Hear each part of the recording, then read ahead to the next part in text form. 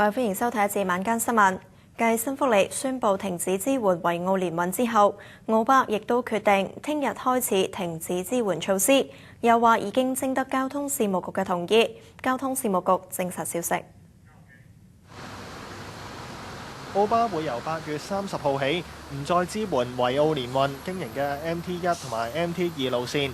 同新福利一樣，澳巴認為近期車長勞動市場出現唔理性嘅挖角潮，導致佢哋車長流失。停止支援一事已經徵得交通事務局同意。交通事務局證實消息，認為維澳聯運經過1個月營運，人手逐漸充裕，已經可以靠公司自己去營運路線。